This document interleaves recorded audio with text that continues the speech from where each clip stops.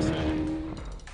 What an awesome sound. Greetings and salutations, race fans, motorsport lovers, petrol heads, and others. I tell you what, that was a magnificent sound, was it not, Gary? That's awesome. And good afternoon to you. Yeah, how's it? Or is it evening? It's Bit of good day. It is. It is what it is. And welcome to Raceday.tv. I'm Colin, he's Gary. And we hope to have a bit of some interesting stuff today. We've got a surprise or two jammed up our sleeves here, and we'll just wait and watch. It's going. The first surprise was that sound, the sound of a V8 being pinned. That was Nasser Al Attiyah during the stage today. Thank you very much to Michelle Hall for sending us that picture. We've had some interesting times and some interesting stuff. Today's stage was from Al Ula to Hale. It was dune, sand, and rocks. And again, more rocks.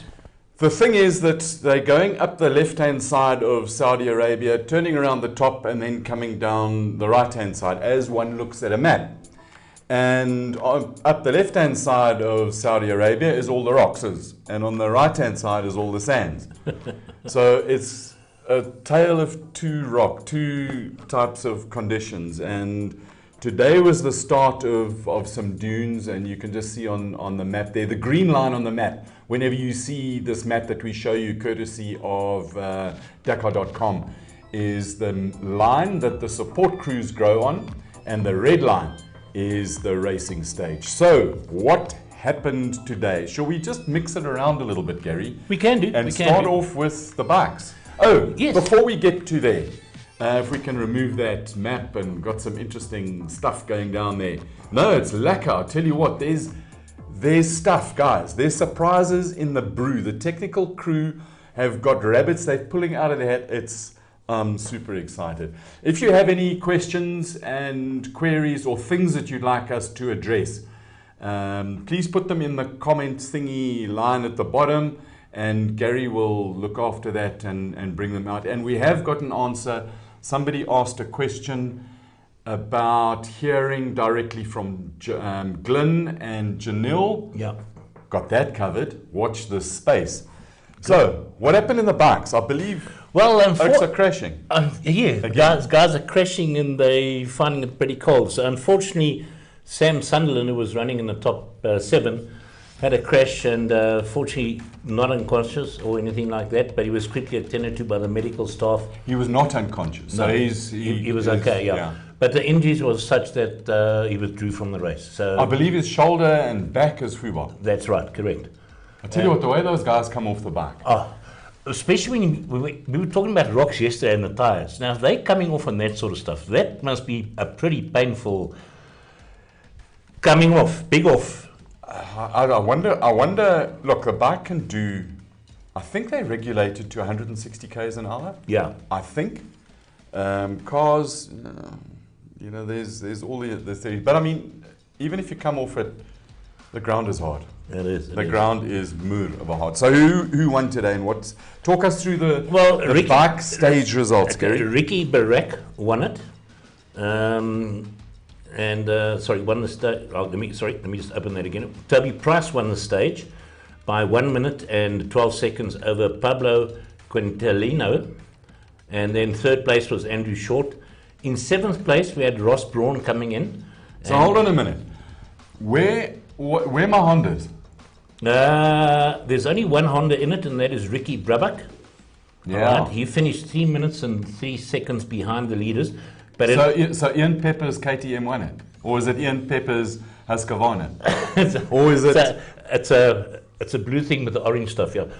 Yeah, and where my Yamahas? The Yamahas are way down, Uncle. They're not even shaping. All right.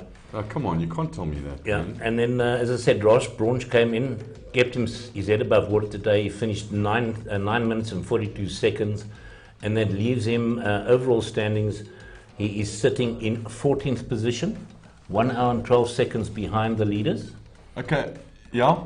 Okay, and then I want to interrupt this, Gary. You want to? Yeah. Okay, well, do it. The rabbit has been hatched. We spoke about a rabbit that's been hatched, and we're going to try something that haven't done in a long time.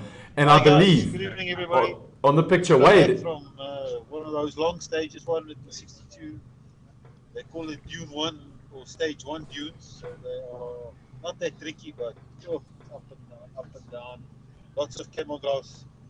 And we that's ran the wrong pressures on the tires. We struggled with the tire, and then we stopped and changed and lowered. And yeah, and then we had quite a close call. We humped quite hard. The car came down on its nose. I thought while we were flying through the air, I thought this is it. Now we're going to go. But miraculously, we pulled the Henny, pressure on Henny, the car. Henny, can you Yes, hear me? yes. Awesome. It is so lucky to be able to talk to you guys there and following. Yes. Super cool that you guys are still in and fighting. That moment when the car did a bit of a nosedive, you Yes. must have been really worried about that. I was thinking about booking my ticket. I have to call my secretary to say we're coming back. Yeah, and it was a very close call. I must say. We hopefully have it on video. We had a GoPro in the car. I hope it works. So it should be on the car. But yeah, it was on the nose. It was just one of those humps. There's so many of them, and you take one, and we actually just started letting the tire pressures down and started getting momentum. But up until that point, Johan and I don't know what we were thinking. We got understood the route wrong. Our whole plan for today, because we had so many punctures yesterday, we ran the tire a bit harder today. And in the beginning, there was not too much rock, but I was just over sensitive. And then we got into the dune section, and I didn't think it was going to be that long. And it just carried on. And then eventually we stopped. We let the tires down, and then we stopped, and we let them down again. And then we got a bit lost. And yeah, so it's just, but at the end, interesting. Yesterday when we finished, we had a full flat tire, and in the last 10 kilometers we came in with only 3 tires, and we at the Marshall stopped right at the end. Now we had to ask someone for a puncture repair kit because we had to fix one of the tires. So Wow. because from there we 3 kilometers back to the bivouac. They don't help you if you don't start outside assistance. Can't have service there yet. So we speak right, and no one, all the cars that's coming out of the state, no one has tires. And everybody's Henny, the rocks have been really bad this year, and everybody's been getting a lot of punctures from our side, from your side, and driving through them. How carefully do you have to be around these rocks? Yeah, extremely careful. I don't know. I can't understand how those top guys can go so quick. I have all my punctures for rear wheel tires punctures. So we obviously went sideways. As soon as you go a little bit sideways in a corner, you can pick up a puncture. These views are good, but I don't know. They just, it was maybe our bad luck. But yesterday, but interesting. I want to finish the story. So yesterday finally we found someone at the Marshall, just a random person, and we asked everybody. He gave us a tire puncture repair kit, so we were able to puncture, or fix the one tire and got back to the bivouac. So today, about 4 kilometers to the end of the stage, there's a side-by-side next to the road. Next to the road on route with his rope in his hand. And I said, Johan, he's always looking for a tow. And I said, Johan, we went past him. And I said, Johan, how far are we going to go? He says, 4 kilometers. I said, okay, let's turn around. We went back. Now we're towing him. First we get stuck because this guy is heavy. And we get stuck. Eventually we got going. We pull it to the end through the Marshall stop. And the people that helped us yesterday with the tire puncture repair kit, it's there side by side. So, good coincidence. And I'm so glad that we helped him. Henny, how much of an example is that of karma? And you do good things, and good things will come back to you. Well done for that. That's really true spirit of Dakar. And just a quick message from Peter Anker in South Africa. Just wishing you a lot of luck and everything of the best for the race. Thanks, guys. Cheers, eh? Henny, thank you very much for talking to us. Absolutely fantastic. Oh, what a cool, there's the flag. These are live pictures coming out of the bivouac now. And huge thank you to Wade for sharing that. There's a first, hey? It is a first. Live interview. And comments wanting to talk to Henny. So it just shows you that things can be done, things can be achieved. We'll put our minds to it. Oh, we've got to have a huge shout out to Fritz and Henk, especially for pulling those rabbits out of the hat. Thank you very much, guys, and well done. We have got a proper technical team. I interrupted you. Henny interrupted us from Saudi Arabia. He's still in his car. Yeah, he's a bit further away from the studio than what I am, so we let him in first. So what else are we talking about the bikes? Okay, Tell us about our South African ladies. Yes, okay. Kirsten Landman, for the first time in Dakar, managed to finish a couple of minutes ahead of Terry Pay. It's the first Tay Perry, sorry. So Kirsten Landman finished in position 68, and Tay Perry came in P72. All right. I actually do have a video. I don't know if Thing can do it, of Kirsty just giving us a rundown after the stage today. So cool. Hey guys. Okay, so stage 5 done. It was a long day. Started off with the 80-kilometer liaison in like 5 degrees, and it was so cold. I got to the finish of the liaison, and I honestly thought my pinky was going to fall off. But start of the stage up until neutralization, like 150 something k's I think it was fast, flat out, and then after the neutralization I really got into my comfort zone. We went straight into the sand and I had lots of fun. It was tight navigation through camel grass, very thick sand, and just slowly past people as I kept going. I'm feeling super strong, my bike's incredible. I'm feeling good. On to stage 6 tomorrow. Thank you everyone for all the support. I really appreciate it.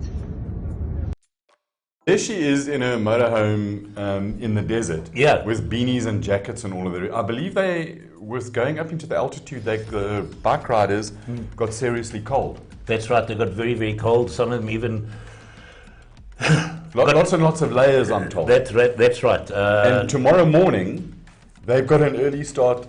In that same area again? No, not tomorrow morning. They haven't got an early start. They're dossing tomorrow because it's rest day. No, tomorrow morning. It's the day after. 4:30 start tomorrow morning. I'm getting my Fridays and Saturdays confused. Anyway, just back. Hold on, we're going back to the rest of the South Africans. The rest of the South Africans. Yeah, we had Stuart Gregory, bike number 142, come in position number 84. And he's still sitting P18 in the Motul Originals. Very good. All right, and then young Graham Sharp from Zimbabwe, he came in and P89, and he is 2 hours and 12 seconds behind the leaders on today's stage. All right, then just coming back to the overall standings for everybody, we have Ross Branch is still sitting in position 14. He's 1 hour and 12 seconds behind the leaders. Tay Perry sitting in position 66, Kirsten Landman in position 68, Stuart Gregory 76, and Graham Sharp in 87. That's the overall positions for these guys. All right, and then while I'm on there, miles go off to the side-by-sides. Yeah. Today was actually quite a great day for Mr. Mike Horn, the adventurer Mike Horn and Cyril Dupre. Okay, you'll explain this to me. They were given a day off yesterday. No. They took a day. They took a day off. So they broke the motor. I'm told. That is correct. So they put a new motor in, and under the Dakar Experience rules, you've got one opportunity to skip a day and go on to or not finish a stage, and then go on to the next one. Just for those out there, you have the real Dakar. Everybody's entered in that. Then you have Dakar Experience, which is a slightly different thing, but it's not pointed with the normal Dakar rules. Am I correct? The normal Dakar riders in that class. Gary, there's nobody in the Dakar Experience when they start. That's right. Okay. It's when you end up with a non-finish or whatever, instead of going home, you can carry on and experience the race and carry on. But you are separated out of the results, the overall results. So they would have won today. Yeah. But it doesn't count. Well, they're not scored in the overall. That is correct. This Cyril Dupre is this rally's been about a lot of firsts. well, clearly because it's the first one in Saudi Arabia. Yeah. So we had Janil who was the first guy to win stages on each continent, and now Dupre is the first person to win a stage as in 3 different categories. So he won on bikes, one on cars, and now he's one on An side experience, by side. yeah. So that's pretty cool. Yeah, so he had a pretty good day. You know, it's pretty close racing. He won by 41 seconds. But then the Zimbabwean Conrad Rotenbach came through in P3. He was 4 minutes and 14 seconds behind the leaders. And overall, he is standing in P17, 52 minutes back. So that's the difference between the side-by-sides and the bikes. And then, of course, we also have trucks and other things. The other thing about the side-by-sides, yeah. the guys winning the side-by-side at the moment, whatever. I'll give it to you now. Let me go back. It's Sergei Karikikon in a Can-Am. Guess he's Russian, eh? But no, if he's Russian, he would have an off at the end of it. But if you take his race time and you pretend that he's a car, and you put him into the cars overall, and he'd be sitting 20th overall in the cars. That is correct. So it's pretty bloody cool. It is. So is that our bikes done? That's bikes and side-by-sides for today. Awesome. Well, yes, we know that there's trucks and there's all sorts of other things in it, and quads and what. But the Russians are going to win the trucks anyway, the beasts of the desert. So it just works out which one, because the Dutch used to do it and then the Dutch didn't. And now remember, you can put your comments and your questions in the comments thing, and we'll try and get to them. Have you got any comments so far, Gary? Johan Isabel says, it's a South African good karma coming out of Henny.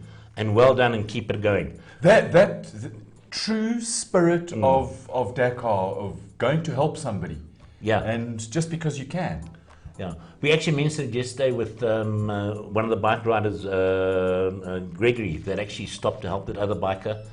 And but if you see somebody's injured or there's a crash, you are obliged to stop. Yeah. So Henny sees a guy with a flat wheel, and just because he's a really nice guy, does a good deed for somebody and tows him in. And then, as he says, the Queen, so that's what is that what Treasury One people are about? They just like kind of cool oaks. It's like that, but I also think the camaraderie of Dakar is and you've been there. Unfortunately, I wish I had been. But you sit now, you watch the camaraderie between bikes and teams and how people help each other out.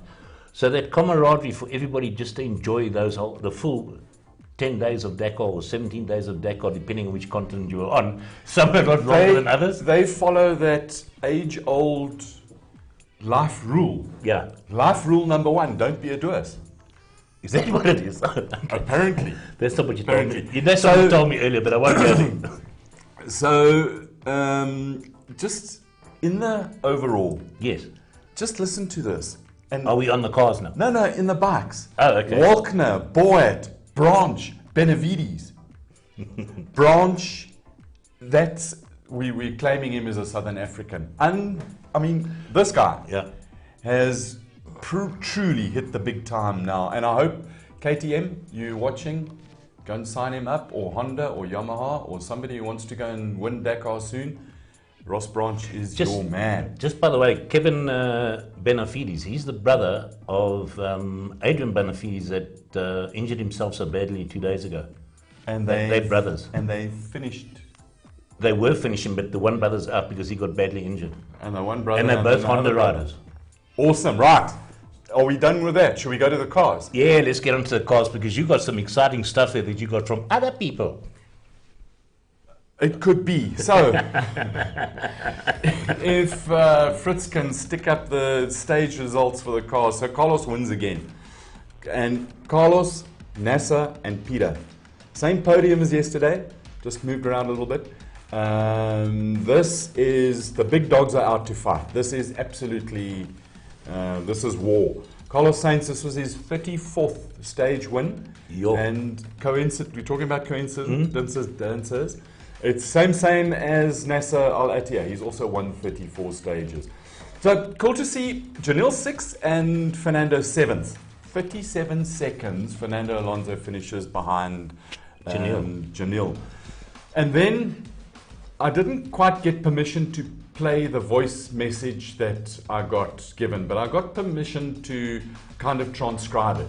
So a voice message from Glyn. And next time I get one, I'll promise you that we will try and get the permission to play it to you so you can hear the emotion and the tension and the relief. Now, if you put all of those things into his voice, here you've got a South African who has got a huge operation to go and take on the might of the Germans, BMW AG, with an unlimited Euro budget thrown into the mini squad. And it's proper European factory team. And here you've got some bakkies built in a shed by a group of most unbelievable South Africans, designed, developed, and built here. And then you've got a two-time, three-time, four-time, or multiple world champion, Formula One world champion, and a sports car world champion who you've now taken to Dakar. And there's, from the discussions and the messages, the relationship between Glyn and Fernando is really building on. So I'll just sort of read it, the message, and we will try and get it in his voice. So Glyn says, yeah, please show us his face so we know who's who in the zoo. So it was a great drive from Fernando. Brilliant job to come in behind Janil. NASA had a slow puncher for 80 kilometers and he finished with one flat. And then Glyn goes on to talk about the restrictor. And he said that having a smaller restrictor than the diesel, they're just not fast enough in the high speed. And it's frustrating to having to take massive risks just to live with the Mini. By his calculations, Glyn says, they reckon that over the overall Dakar distance, thanks for the pick, Fritz, by the overall Dakar distance, they're going to lose, or they are about 1 hour and 5 minutes slower than they should be. So they've got a 2 millimeters smaller restrictor than the BMW. This has hurt a lot in this particular race. Last year and in previous Dakars, we can move that pick, Fritz. Last year and in previous years, when the race goes above certain altitudes, you get altitude compensation for the normally aspirated cars. And because the highest altitude this year is just over 2,000 meters, they haven't got that. The comments are coming in thick and fast. I see it. Keep them coming, guys. Thanks. So they haven't got that equalization of the restrictor. And particularly when it gets up to high speed and acceleration out of really, really slow corners, the Mini seems to have, it's got a power advantage.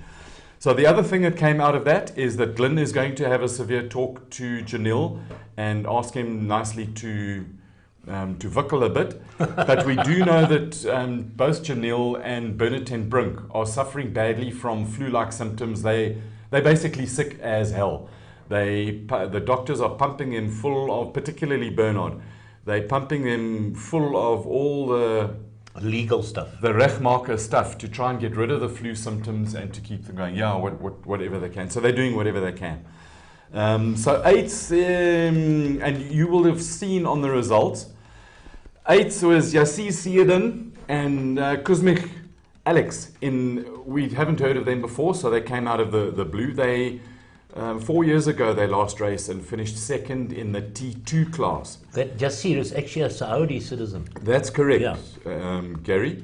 And then ninth was Benedictus Vanegas, a Lithuanian with his Portugal's navigator Felipe Palmero, and they in a Gazoo overdrive Hilux. And then the Serradori in the Century was 17th. So on this stage, what about our other interests? That Century is the South African built. South African built with a Corvette motor in it, two-wheel drive, come out of Joburg, South Africa car that rocks. They've got the whole team there, and we're going to try and do one of those video calls that we proved today that we could do. I'm so chuffed with Henk and Fritz and the tech team for putting that on live to Saudi from Joburg. Gotta love it. Nani Rome in the Borgward was 13th today. Thomas Bell, you came in 1 hour 21 behind the leaders in 33rd, and you heard, there's the Borgward. It is so cool. The other one is running right at the back of the field because they had a bit of an issue. So the overall results, nothing really changes. Carlos, Nasser, Stefan, this is where the big fight is. You got the overall results there, Fritzy. It's war. So there's 17 minutes. Basically, it's a heavyweight fight between Carlos and Nasser. There's still 6 minutes in it there. Stefan Peterhansel 17 minutes behind. Janil 46 minutes behind. He's still in the game. And 18th is Fernando Alonso, 3 hours and 11 minutes behind. And then overall, 41st is Henny and 43rd is Thomas Bell. So that's really the results. And just a couple of talking points. Today was the first where there was a lot of sand. Yeah. Have you got talking points there? We do. Well, finish what you're saying. Actually, there's a lot of sand. Rudolf Heffer comes and says, guys, sorry we couldn't watch your show live last night, but I managed to catch up with it. And the insight that Rod gave us on that navigation book, he said it was absolutely brilliant. He says, pity was hidden inside our thing, but I'll speak to Henk and Fritz and see if we can cut it out and just post that as a separate little video going over the next day. The other thing is, had a chat with Rob, and he seems to be keen to come back again. Rob, at any time, my boy, any time. There's so much, this is a guy who's done 7 Dakars. He's navigated with other guys to bring them to the 4 different drivers, brought them into the top 10. He's built 77 Dakar racing vehicles. And not all of them have gone to Dakar, but 77 of the type of the vehicles. He's built a Dakar winner. It's true. Not many people have done that. When he was responsible for the steel work, the central cage. That thing's built by a whole team in the shed. Just a quick one. Sean van Jaarsveld. Hi guys, I've got a question. Has a privateer ever won Dakar? Say again? Has a privateer, i.e. somebody outside of a team, ever won Dakar? Yes. That's the simple answer is yes. But when? Who and when? We have to go back. Well, first of all, the very first Dakar was won by somebody, and I'll get to that information just now. So the answer is yes, but not in recent history. So that is as simple as it is. Somewhere in here, I'll tell you what we'll do. We'll do the research tonight, and we'll come back and answer your question as to the last privateer, as opposed to major team that has won it. Yeah. So we'll get to that. You had something else about Mike Horn? No, I didn't. Sorry. We discussed that when we were there, but like to anybody that might have missed it or anything like that, they finished P1 today by a mere 41 seconds. Yeah, so that's cool, but they don't feature. There's the Can-Am. There you go. And the guy on the left is on the right of your screen. On the right of your screen is Mike Horn, and the guy on the left is Cyril Dupre. Other way around. The guy with the grey cap, Cyril Dupre. The guy with the navy blue cap is Mike Horn. How's that? Well, one is Cyril, one is Mike. That would have been a great competition question. Which one is standing on which side? Anyway, so just a couple of things. Gary, if you've got anything else, you shout when you get it, eh? I will do. Just another one quickly from Rob Heffer. Co-drivers have a massive task, especially with the new rules, and he loves the idea. That's exactly what Rob was saying. It brings the skill, the navigational skill of the co-driver to the fore, as opposed to the map men. So long may it live this way. Tomorrow, by the way, is a stage where they get the book 15 minutes before the time. Couple of interesting things about Saudi, just so that to put it into perspective of where we are. We're sitting in lovely sunny South Africa with it's still light outside. It gets dark at around about 5:30 Saudi time, which is 4:30 South African time. They're an hour ahead of us, and so within by the time we speak to them, it's dark and it starts getting really, really chilly. At altitudes, today they went just over 1,500 meters. It is really, really cold, and the bikers are leaving the bivvy tomorrow at about 4:30 in the morning their time, which is 3:30 our time. and they are going to layer up absolutely properly and to try and get... In that little video we had from Kirsten Landman, you could actually see her sitting there with all those layers on, and she's in thing, and it's early time, it's not even got to midnight yet, and she's got to wake up at 4 tomorrow to go and get dressed, probably 10 times more clothing on than what she had. Before we move on, let's just, you know, in terms of, we've got a video from Thomas Bell, who's in the Redline Motorsport thing, talking about their day yesterday that was a pretty cock day. So, Fritzy, if you can try and play that for us. Good morning. It's, I don't know what day of the week it is, but I know it's stage 5. Stage 4 was an absolute, some might call it an adventure, but it did push us to the limits. We got 4 punctures. We now have 3 spares. So that meant that last 100 kilometres to go, we lost our final tyre of the day. And then we had to wait for our good friends on the T4 to come along and bring us our spare tyre. They carry our spares for us. The competitors in the race. I think you are one of the best support networks you could have on the Dakar. Brilliant, but unfortunately we had to wait for 2 hours for them to, because they sweep at the back, so right at the back of the field looking after the other customers. We came a priority and they brought us the tyre, but we were 2 hours and had to do the last part of the really horrendous terrain, rocky, horrible nudgery in the dark. Yeah, but it's funny, as the Dakar gets tougher, you have to get tougher too. It's bittersweet. And getting back 11 o'clock in the bivouac last night and realising that we're still in the race. We haven't got that orange sticker, we haven't played our joker, and we've got dunes ahead, but then to find out we are now, instead of middle of the pack, we're right at the back.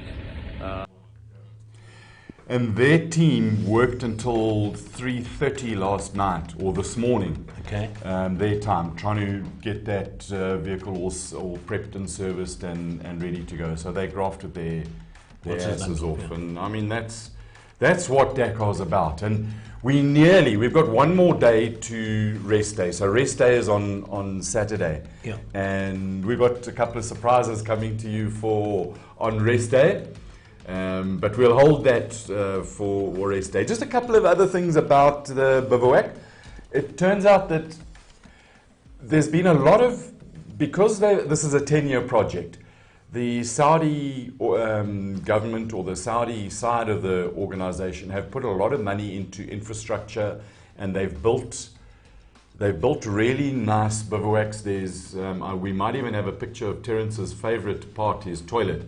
Where in the past you used to have those plastic rockets that were completely not so lacquer. So there's Terence's delight, and it's always been one of Terence's issues of getting to the toilet in the morning. I like the way they put that right over your face. To do the morning download, and you've discovered that some bikers with upset stomachs have been there before you. It is horrendous, absolutely horrendous. We might even, the plan at the moment that the guys in the background have set up is that we're going to do a live link with Terence tomorrow. So that's going to be absolutely fantastic. So the bivouac has been laid out a lot differently as well, where in the past it was mostly a sort of oblong. Yeah. And this time they built it more in more circular, and so that you've got the food and the stuff in the middle, and then everybody around. And it takes up, I'm told, on average, thank you very much to our sources from Redline Motorsport, 15 hectares. Now, those mathematicians amongst you will know that a hectare is 10,000 square meters, so it's 150,000 square meters, or around about 389 meters by 389 meters, or for those of you who like rugby, about 30 rugby fields. So it is F big, and you can do a hell of a lot of walking from one side to the other. Tomorrow is a big day in a number of ways, because it's the day to get to the rest day. Objective number 1 for, apart from the top 20 seeded guys, Yeah. for the elites, is to get to Raceday, and then objective number 2 is get to the finish. So tomorrow is the day we get to Raceday, so it is a big one. It is also, it's a long day. It's 830 kilometers in total, around about 480 kilometers of racing. So each of the days in the start of this race have been big, solid, hard 400 odd kilometer days. 477 kilometers tomorrow of proper racing. And the fun, yeah, it goes from, we've got a map here, if Fritzy can put it up, from Hull to Riyadh. And Riyadh is the capital. Again, green line is the support cruise and the caravan. Red line is the racing. The dotted red is the neutralization area, or it is, and when it's right at the end, it is the liaison. So that's the plan for tomorrow. And the good news about that, for those of you who've been waiting for the Sand Masters to be unleashed, the Nasser Al Attiyah, the surfer of the dunes, he dances on the sand. He's quite good. There's about 71%, according to the organizers. They say 71% sand, 19% dunes. Let's just call it 90% on sand. It appears that the bulk of the rocks are gone. They say. At last. They say, but we never know. It's a closed roadbook stage, as we said. It's going to be exciting, and it's a drive to the rest day. And we will be back tomorrow. Have you got anything else there, Gary? We do have Johan Etzebeth Os, and I haven't got calculators there with me, but his question is, how many hours do the guys spend in the car in a day's race, plus minus, all traveling, etc.? That includes the time sitting waiting at the start line. Okay, so yesterday I'll do a very simple answer to your question, and it varies from if you're at the front or the back. But let's take somebody in the middle, and let's take Thomas Bell, for instance. It was 17 hours from the time they left the bivouac yesterday until the time that they got back. Well, that answers So that that's question. on the one side of it. The guys on the sharp end of the field, they're leaving at around about 7 o'clock.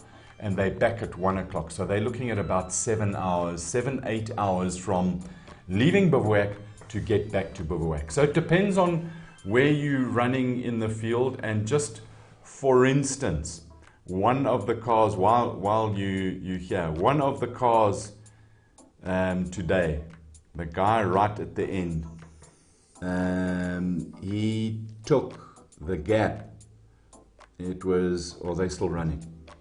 So he's still running. They left at 8 o'clock this morning.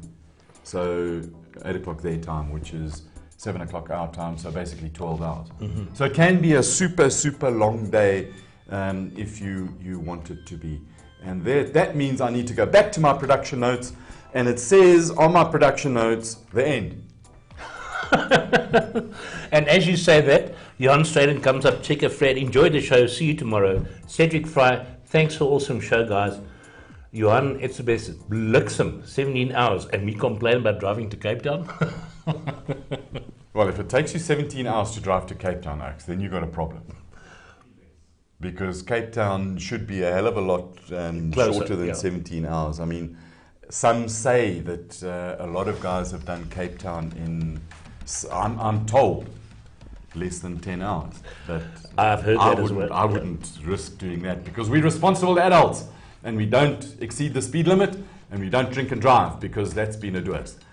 And that, thank you very much for watching and for your comments. We're getting this whole YouTube thingy working a lot better. It's interesting for us, we're learning, and I'm sure that you're learning. But if you click on the subscribe button and the like thingy, the alarm bell, then it'll come back to you tomorrow when we go live, because by the end of this weekend, there will be some surprises. I promise you. On Saturday, we're going to have a lot of surprises with some stuff that we're going. That's it from me, Colin, and Gary. Cheers. God, they be safe. Actually, I stole that one from you, but be safe and see you tomorrow. You can say whatever you want to.